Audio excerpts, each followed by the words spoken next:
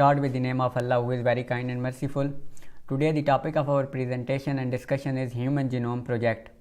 आज के इस लेक्चर के अंदर हम ह्यूमन जीनोम प्रोजेक्ट को देखेंगे कि ह्यूमन जीनोम प्रोजेक्ट क्या था, इसकी मेथडोलॉजी को डिस्कस करेंगे और एप्लीकेशंस को देखेंगे कि इसका हमें फ़ायदा क्या हुआ था।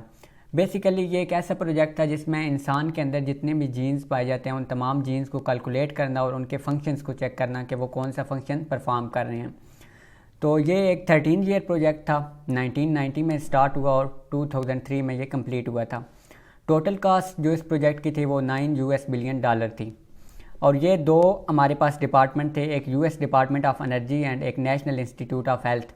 इन दोनों डिपार्टमेंट्स ने मिलकर ये प्रोजेक्ट बनाया था और इस पे काम किया था कि ह्यूमन के जीन्स को हम कैलकुलेट करें। इसमें बहुत सारी अदर कंट्रीज़ जैसे France, Japan, China and Germany, ये 4 कंट्रीज़ थी जिन्होंने इस प्रोजेक्ट के अंदर जितनी भी हमारे पास कास्ट हुई थी उसके अंदर कंट्रीब्यूट किया था। इसके बाद हमारे पास हैं गोल्स कि ह्यूमन जीनोम प्रोजेक्ट के गोल्स क्या थे। तो सबसे पहले था कि identification of all human genome, कि इंसान के अंदर जितने भी जीन हैं तमाम जीन्स को आइडेंटिफाई करना। उसके बाद सीक्वेंस ऑफ होल जीनोम, कि जितने भी जीन्स हैं उन सब को सीक्वेंस देना कि उनकी बेसिस को ATGC जैसे हमारे पास 4 बेसिस हैं तो इन बेसिस को सीक्वेंस देना कि ये किसी जीन्स के अंदर कैसे सीक्वेंस हुई हुई हैं। उसके बाद क्रिएशन ऑफ डेटाबेस, कि जितने भी जीन्स हैं उन सब का एक डेटा बना के रखना अपने पास। New tool invention for analysis, कि नए नए टूल बनाना, जैसे हमारे पास जेल इलेक्ट्रोफोरेसिस है या हमारे पास रिस्ट्रिक्शन एंजाइम है।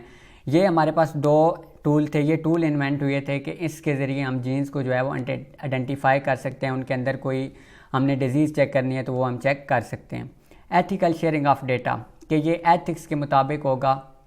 इसके बाद हेल्पिंग जेनेटिक इंजीनियरिंग, और इस प्रोजेक्ट से हमें ये फ़ायदा हुआ था कि जेनेटिक इंजीनियरिंग में हमें हेल्प हो रही थी कि हम किसी इंसान के अंदर कोई मॉडिफिकेशन करना चाहते हैं, कोई ऐसे फीचर्स डालना चाहते हैं तो वो जेनेटिक इंजीनियरिंग के थ्रू हम चेंज कर सकते हैं। तो उसी के थ्रू हमने जीन्स को जब कैलकुलेट किया तो हमें उसमें पता चल गया था कि ये जीन ये फंक्शन परफॉर्म कर रहा है तो उस जीन को हम रिप्लेस कर सकते हैं जो हमारा जीन है, जिस जीन के अकॉर्डिंग हमें फंक्शन चाहिए। उसके बाद अगर हम मेथडोलॉजी को देखें तो सबसे पहले हमारे पास जो फर्स्ट एक्सप्रेस जीन था RNA, उसको हम एक्सप्रेशन सीक्वेंस टैग्स भी कहते हैं, कि जो सबसे पहले हमारे पास एक्सप्रेस होता है। उसके बाद के तमाम जितने भी कोडिंग रीजन है या नॉन कोडिंग रीजन है जीन्स के अंदर उन तमाम को हमने सीक्वेंस करनी थी। इसके बाद हमारे पास एक प्रॉब्लम ये थी कि जो हमारे पास लॉन्ग फ्रेगमेंट ऑफ DNA होता था उसको कॉपी करना मुश्किल होता था। तो उसके लिए सबसे पहले जो लॉन्ग हमारे पास चेन होती है DNA की उसको हम फ्रेगमेंट में कन्वर्ट करते थे और फिर हम उसे होस्ट सेल में प्लेस करते थे। जो हमारे पास होस्ट सेल इधर यूज़ हो रहे हैं वो यीस्ट एंड बैक्टीरिया हैं, और जो वेक्टर यूज़ हो रहे हैं वो यीस्ट आर्टिफिशियल क्रोमोसोम और बैक्टीरियल आर्टिफिशियल क्रोमोसोम। और ये जो सारा प्रोसेस किया गया था ये हमारे पास फ्रेडरिक सैंगर एक साइंटिस्ट था, उसने जो मेथड डेवलप किया था उसके अकॉर्डिंग ये तमाम प्रोसेस किया गया था। इसके बाद हमारे पास जो एज ए रिज़ल्ट आया या जो फीचर्स थे वो ये थे कि total genome as 3164.7 million base pair, कि जो हमारे पास पूरा जीनोम था उसके बाद हमारे पास बेसिस टोटल कितनी थी, कि कितनी हमारे पास AGTC के बेसिस ये जो हैं वो 3164.7 थी। ईच जीन कंटेन मोर और लेस दैन 300 बेस पेयर, कि एक जीन के पास कम से कम 3000 बेस पेयर मौजूद थे। और जो हमारे पास लार्जेस्ट जीन था डेस्ट्रोफिन, उसके पास 2.4 मिलियन बेसिस मौजूद थी।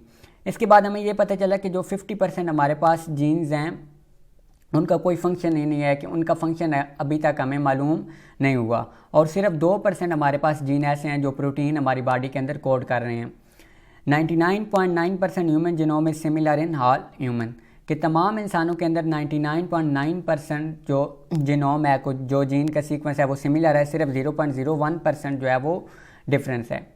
इसके बाद हमारे पास जो रिपीटेटिव बेस सीक्वेंस थे कि AGTC एक बार आ रहा है फिर ये रिपीट हो रहा है, बार बार रिपीट हो रहा है, तो इससे हमें एवोल्यूशन के बारे में आइडिया हुआ था कि जहाँ पे ये सीक्वेंस चेंज होगा वहाँ पे एवोल्यूशन होगी।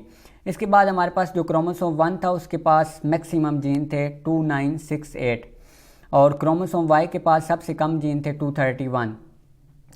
हमारे पास ह्यूमन बॉडी के अंदर 1.4 मिलियन स्पेसेस ऐसी हैं जहाँ पे सिर्फ 1 जो न्यूक्लियोटाइड बेस है, सिर्फ 1 बेस वेरी करती है, उसे हम बोलते हैं single nucleotide poly morphism. 1.5 million locations हमारी बॉडी के अंदर ऐसी हैं जहाँ पे सिर्फ वन जीन वेरी करता है या वन बेस वेरी करती है, उसे हम कहते हैं सिंगल न्यूक्लियोटाइड पॉलीमॉर्फिज्म। इसके बाद अगर हम एप्लीकेशन की बात करें तो सबसे पहले हमारे पास एप्लीकेशन है स्टडी ऑफ एवोल्यूशन। तो इस प्रोजेक्ट से हमें ये पता चला था कि ह्यूमन ने कौन कौन सी चीज़ें ह्यूमन के अंदर एवोल्यूशन हुई है, कैसे उन्होंने चेंज किया है। उसके बाद सेकंड हमारे पास था जेनेटिक डिजीज़। जब हमें जीन्स का आइडिया हो गया कि इतने जीन्स हैं तो उससे हम जीन के फंक्शंस को देख के हम जेनेटिक डिजीज़ जो भी किसी फैमिली के अंदर रन कर रही है हम उसे आइडेंटिफाई कर सकते थे। इसके बाद थर्ड हमारे पास था प्रोटीन फार्मेशन। हमने देखा कि सिर्फ 2% जो हमारे पास जीन है वो प्रोटीन फार्मेशन कर रहे हैं, तो इससे हमें आइडिया हुआ था कि बहुत कम अमाउंट हमारे पास जीन की ऐसी है जो सिर्फ प्रोटीन फार्मेशन कर रही है। इसके अलावा फोर्थ हमारे पास है केमिस्ट्री ऑफ लाइफ, कि इससे हमें जो लाइफ की केमिकल कंपोजिशन थी उसके बारे में आइडिया हुआ था कि जीन्स हमारी बॉडी के अंदर कैसे अरेंज हैं। इसके अलावा बायोटेक्नोलॉजिकल इन्वेंशन, इससे हमें जब जीन हमने आइडेंटिफाई कर लिए तो उससे हमने बहुत सारे ऐसे मेथड इवॉल्व कर लिए कि जिस मेथड के ज़रिए हम जीन्स को चेंज कर सकते हैं, क्योंकि डिफेक्टिव जीन है उसको हम रिप्लेस करके जो हमारे पास नॉर्मल जीन है वो हम बॉडी के अंदर इंसर्ट कर सकते हैं, तो इससे डिजीज़ वगैरह प्रिवेंट हो सकती हैं। तो आज का हमारा ये लेक्चर था ह्यूमन जीनोम प्रोजेक्ट के ऊपर कि इंसान के अंदर जो जीन्स हैं उनकी हमने अमाउंट देखी कि उसके अंदर इंसान के अंदर कितने जीन्स पाए जाते हैं, और ये हमने देखा कि 50% जीन्स जो हमारे पास हैं उनका अभी तक फंक्शन डिस्कवर हुआ ही नहीं, और सिर्फ 2% हमारे पास जीन ऐसे हैं कि जो प्रोटीन फार्मेशन में हेल्प करते हैं। इसके बाद हमने एक इम्पॉर्टेंट पॉइंट यहाँ पे जो है कि सिंगल न्यूक्लियोटाइड पॉलीमॉर्फिज्म, कि हमारी बॉडी के 99.9% जीन्स तो सेम हैं, सिर्फ 0.01% डिफरेंट हैं। तो वो जो डिफरेंट लोकेशन है जहाँ पे सिर्फ एक जीन्स का हमें फ़र्क नज़र आता है कि एक जीन्स इस इंसान के अंदर चेंज है, तो उसे हम कहते हैं सिंगल न्यूक्लियोटाइड पॉलीमॉर्फिज्म। तो इंशाल्लाह मिलते हैं नेक्स्ट वीडियो में। यह था हमारा लेक्चर।